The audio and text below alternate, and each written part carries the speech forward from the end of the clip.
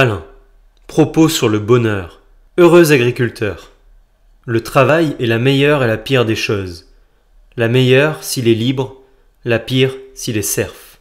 J'appelle libre au premier degré le travail réglé par le travailleur lui-même, d'après son savoir propre et selon l'expérience, comme d'un menuisier qui fait une porte. Mais il y a de la différence si la porte qu'il fait est pour son propre usage, car c'est alors une expérience qui a de l'avenir. Il pourra voir le bois à l'épreuve, et son œil se réjouira d'une fente qu'il avait prévue. Il ne faut point oublier cette fonction d'intelligence qui fait des passions si elle ne fait des portes. Un homme est heureux dès qu'il reprend des yeux les traces de son travail et les continue, sans autre maître que la chose dont les leçons sont toujours bien reçues. Encore mieux si l'on construit le bateau sur lequel on naviguera.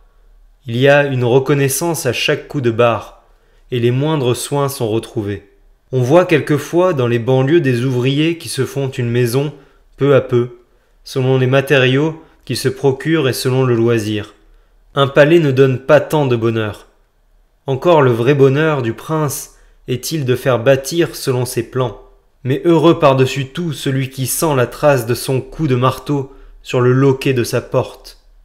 La peine alors fait justement le plaisir, et tout homme préférera un travail difficile où il invente et se trompe à son gré à un travail tout uni, mais selon les ordres.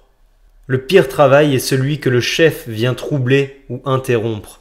La plus malheureuse des créatures est la bonne à tout faire, quand on la détourne de ses couteaux pour la mettre au parquet. Mais les plus énergiques d'entre elles conquièrent l'empire sur leurs travaux et ainsi se font un bonheur. L'agriculture est donc le plus agréable des travaux, dès que l'on cultive son propre champ.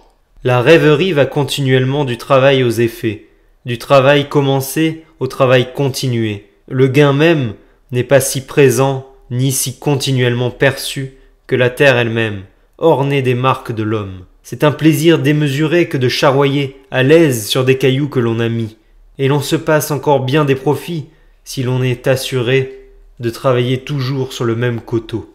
C'est pourquoi le serf attaché à la terre était moins serf qu'un autre. Toute domesticité est supportée dès qu'elle a pouvoir sur son propre travail et certitude de durée. En suivant ces règles, il est facile d'être bien servi, et même de vivre du travail des autres. Seulement, le maître s'ennuiera. D'où le jeu et les filles d'opéra. C'est toujours par l'ennui et ses folies que l'ordre social est rompu. Les hommes d'aujourd'hui ne diffèrent pas beaucoup des Goths, des Francs, des Alamans et autres pillards redoutables. Le tout est qu'ils ne s'ennuient point. Ils ne s'ennuieront point s'ils travaillent du matin au soir selon leur propre volonté. C'est ainsi qu'une agriculture massive réduit à des mouvements en quelque sorte cilière l'agitation des ennuyés. Mais il faut convenir que la fabrication en série n'offre point les mêmes ressources.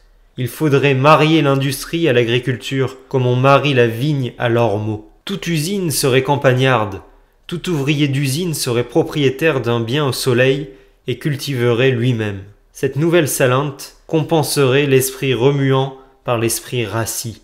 Ne voit-on pas un essai de ce genre dans le maigre jardin de l'Aiguilleur, qui fleurit sur les rives du trafic aussi obstinément que l'herbe pousse entre les pavés.